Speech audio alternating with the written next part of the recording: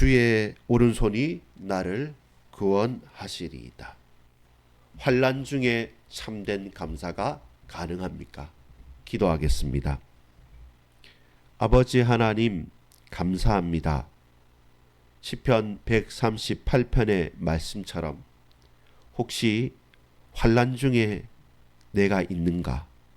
혹은 그 환난의 깊은 골짜기 속에, 깊은 신음 속에 처하고 있을지라도 주의 오른손이 나를 강하게 하시며, 주는 높은 곳에 계시지만 낮고 낮은 나를 굽어 살피시며, 저 멀리 숨어 있으나 그 교만하고 거만한 자들을 심판하시는 주시오니, 하나님 아버지, 내가 열방 가운데 주님을 찬양하고 높입니다. 주여, 오늘 우리의 모든 삶을 살펴보시고 주의 성령으로 지켜 보호하여 주옵소서. 주님을 찬양합니다. 주님을 예배합니다. 주님만 높입니다. 예수 그리스도의 이름으로 간절히 기도합니다. 아멘. 여러분 반갑습니다. 오늘 우리가 함께 말씀을 나누는 것은 우리의 삶에 진정한 감사가 있느냐라는 물음으로 시작합니다. 제목은 혹시 환난 중에 있습니까? 라고 질문하는 제목입니다. 혹시 여러분 오늘 극심한 환난 가운데 거하고 있습니까?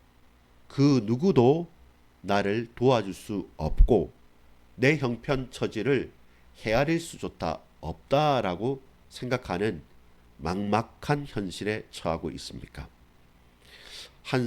지난달 정도죠.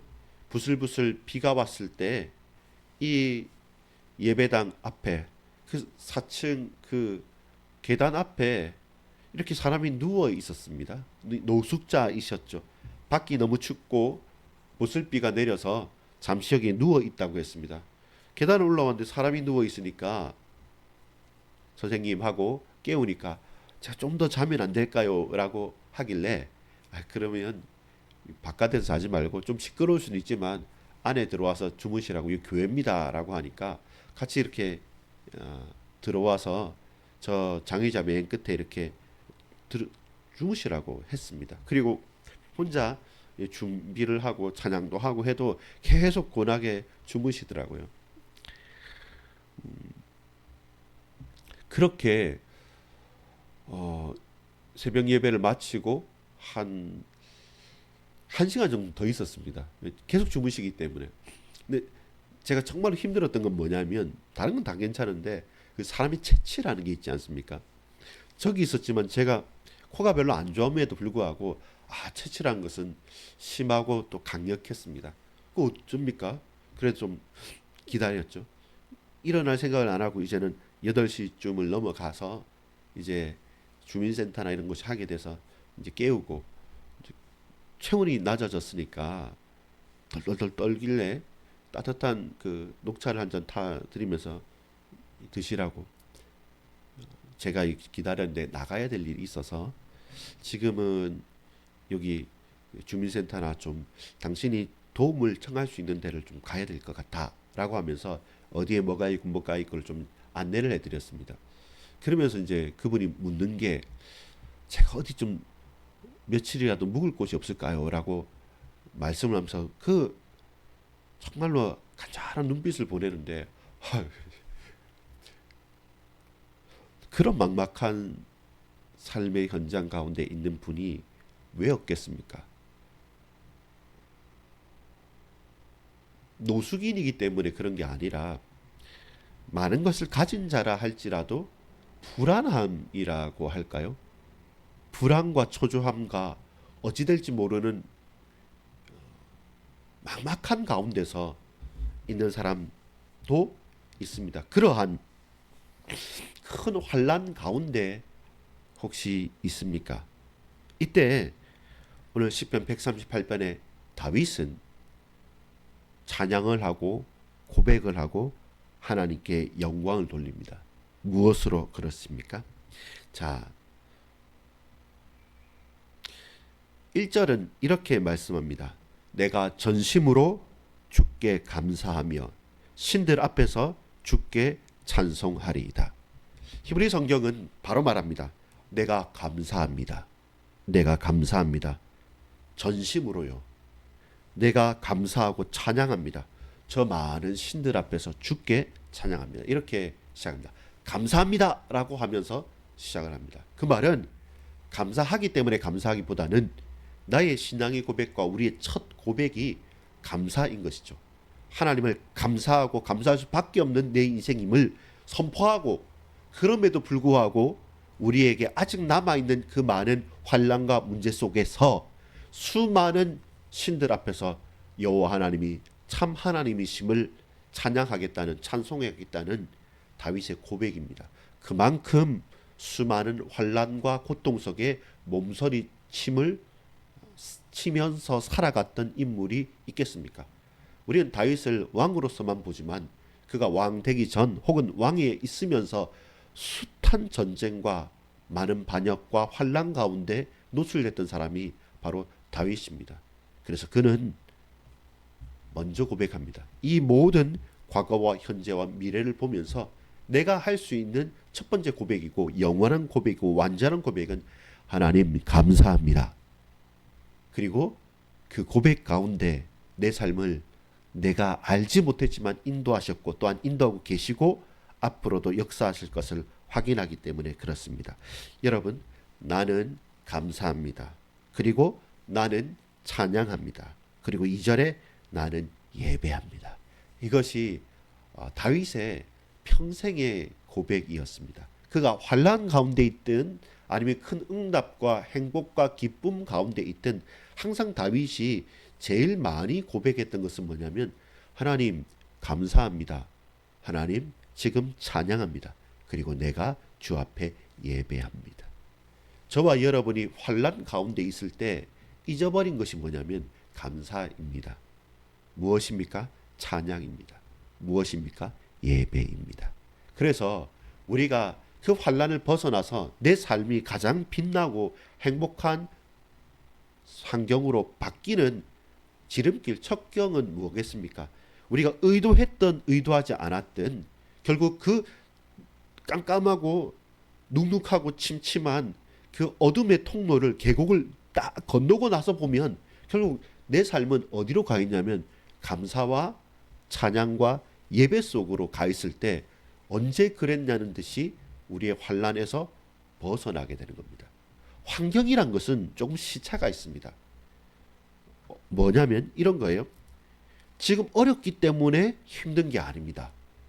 지금 어려워도 충분히 좋을 수가 있어요.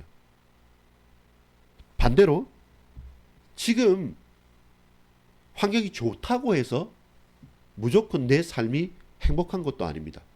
지금 모든 게 풍족하고 편안해도 고통과 절망 가운데 있을 수 있습니다. 그 시차란 게 있습니다. 예를 들어 설명해 볼게요. 좋은데 병이 딱 걸렸지 않습니까? 그러면 좋은데 병이 걸린 게 아니라 우리가 알게 모르게 내 육신과 내 마음은 그렇게 연약하게 흔들리고 있었다는 겁니다. 그리고 어느 순간에 그 병이 탁 온 것이죠. 그걸 우리가 생각할 수 있어야 됩니다.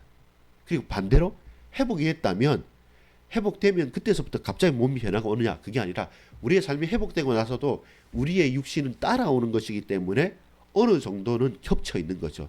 그 고통과 그 아픔의 상태가. 근데 나중에 내 몸까지 바뀐 거 봤을 때는 내 삶의 모든 부분이 제자리를 찾아가고 있는 것이죠. 내가 주께 감사하리로다. 이것이 다윗의 시작이요 진행이요 마침이었습니다. 하나님 감사합니다. 하나님 찬양합니다. 하나님 당신께 나는 예배합니다. 이렇게 나의 인생 고백을 하고 나서 그 다음엔 둘러봅니다. 1절에는 모든 신들 앞에서 감사한다고 했거든요. 하나님을 대적하는 잡신들 앞에서. 두 번째는 청합니다. 다윗의 시잖아요. 그럼 다윗은 왕입니다. 열방과 열국의 수많은 왕들 앞에서 말합니다. 우리 4절에서 보겠습니다. 4절에서 6절까지 세상의 왕들과 함께 여호와 하나님을 감사하자라는 겁니다.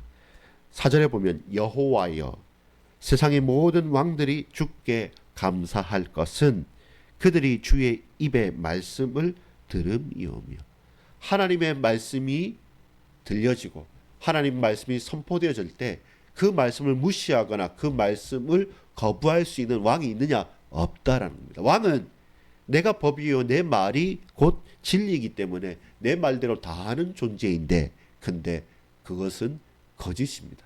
만왕의 왕 만유의 주가 되시는 하나님 앞에서 하나님의 말씀이 그들에게 들려졌는데 과연 그것을 수많은 열방의 왕들이요 당신들이 거부할 수 있습니까? 그리할 수 없다. 당신들은 무릎 꿇을 수밖에 없고 당신들은 나와 함께 감사할 수밖에 없다. 왜냐?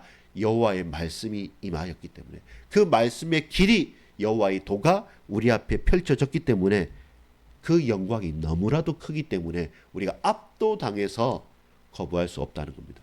이런 겁니다. 나 신앙의 자유가 있죠. 이 말이 아니라 그 말을 할 수 있는 정도의 환경이 아니란 겁니다.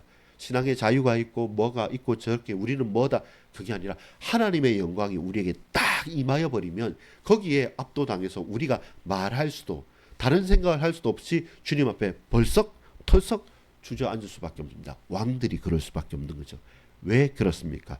6절에 보면 여호와께서는 높이 계셔도 낮은 자를 굽어 살피시며 멀리 계셔도 교만한 자를 아심이나이다. 어떤 하나님입니까? 전지전능하신 하나님. 모든 것을 아시고 모든 것을 하실 수 있는 분. 무소부지하시고 무소불능하신 분. 어디에도 계시지 않으신 곳이 없으시고 그 무엇도 다 하실 수 있는 분. 불가능이란 게 없으신 분. 아하, 여호와 하나님께서는 다 알고 계시구나. 다 하실 수 있구나. 우리가 아무리 낮은 곳에 있더라도 저 높은 곳에 계신 하나님께서 나를 아시고 수많은 악한 자들과 거만한 자들이 하나님을 숨어서 꿍꿍이 속에 숨어 있을지라도 그것까지 우리 주님은 알고 역사하신다는 겁니다. 그리하여 이 땅의 모든 왕들이여 지도자여 대단한 사람들이여 너희들도 주님 앞에 무릎을 꿇고 나와 함께 찬양하고 감사하자. 이것이 다윗의 청함입니다. 마지막입니다. 창조주 하나님을 감사하고 찬양하고 예배하고 왕으로서 열방의 왕들과 함께 감사하자는 고백 가운데도 그럼에도 우리의 삶의 현실은 아직까지 남아있는 수많은 환난이 왜 없겠습니까? 고난이 왜 없겠습니까? 고통이 왜 없겠습니까? 7절입니다. 내가 환난 중에 다닐지라도 내가 환난 중에 다닐지라도 주께서 나를 살아나게 하시고 주의 손을 펴사 내 원수들의 분노를 막으시며 주의 오른손이 나를 구원하시리이다. 주의 강한 오른손으로 나를 붙들어 주신 겁니다. 주의 손이 내 손 위에 포개져 있는 거죠. 주의 손을 내가 붙잡을 수 있는 거죠. 아니, 주께서 내 손을 붙잡고 당신의 일을 이루시는 것이죠. 내 손 위에 주의 손이 포개져 있을 때 그때 역사가 일어나는 것입니다. 비록 내가 환난 중에 다닐지라도. 혹시 저와 여러분이 큰 환난 중에 있을지라도 서두에 말씀드렸던 내가 노숙 생활을 하거나 내 삶에 큰 고통이 있거나 내 마음에 흔들리는 수많은 어려움과 환난 가운데 우리가 처했을지라도 창조주 하나님을 바라보며 감사하리로다, 찬양하리로다, 예배하리로다. 이 고백이 우리의 진심이 고백이 되어졌을 때 우리의 삶은 따라서 회복되어지고 있을 것이고, 또한 나와 같은 우리가 이해할 수 있는 수많은 사람들과 환경들 속에서 열방들아 열왕들아 우리가 함께 여호와를 찬양하자. 그런 높은 곳에 계셔도 낮은 나를 굽어 살피시고 저 멀리 숨어있는 거만한 자들까지 주께서 감찰하시고 심판하실 것을 나는 안다라고 고백하는 것이죠. 그리하여 주의 오른손이 나를 강하게 하시고 내 손 위에 주의 손을 포개어 당신의 일을 이루시면서 나를 구원하신 하나님, 내가 비록 환난 가운데 있을지라도 주님 여호와 하나님께서 나를 지키심을 믿습니다. 8절을 읽고 마무리합니다. 여호와께서 나를 위하여 보상해 주시리이다. 여호와여, 주의 인자심이 영원하오니 주의 손으로 지으신 것을 버리지 마옵소서. 주의 선하심과 인자심이 영원하리로다. 이것이 구약의 찬양이거든요. 그리고 그 인자심과 그 선하심이 결국 저와 여러분의 심령을 붙드시는 것입니다. 그리고 주의 손으로 나를 지으셨는데 하나님 왜 나를 우리를 버리십니까? 그렇지 않습니다. 그리고 보응하시는 것입니다. 알고 계시는 것입니다. 그리고 주께서 선악간에 판단하시고 우리에게 은혜 베풀어 주실 줄 확신합니다. 기도합시다. 하나님 우리에게 은혜 베풀어 주옵소서. 내 인생의 고백은 하나님 감사합니다. 하나님 찬양합니다. 하나님 예배합니다. 우리는 핑계댑니다. 감사하지 못할 수만 가지 이유를 말하면서 이러하다고 우리는 환난 가운데 있다고 외칩니다. 그러나 주께서 이 시간 우리를 찾아오셔서 열방 가운데 그리고 가장 공고한 환난 가운데 있는 저와 여러분을 만나 주십니다. 오늘 이 아침에 이 낮에 이 저녁에 이 삶의 모든 여정 가운데 주께서 나를 만나시고 나를 붙드시는 그 은혜의 깊은 곳 속으로 들어가는 저와 여러분 되기를 소망합니다. 아버지 하나님 감사합니다. 주님 은혜를 베풀어 주옵소서. 하나님께 하나님만을 감사합니다. 찬양합니다. 예배합니다. 내 인생을 붙들어 주옵소서. 비록 크나큰 환난 가운데 행할지라도 주님 나를 아시오매 주여 붙들어 주옵소서. 주님 홀로 영광 받아 주옵소서. 예수 그리스도 이름으로 간절히 기도 올리옵나이다. 아멘.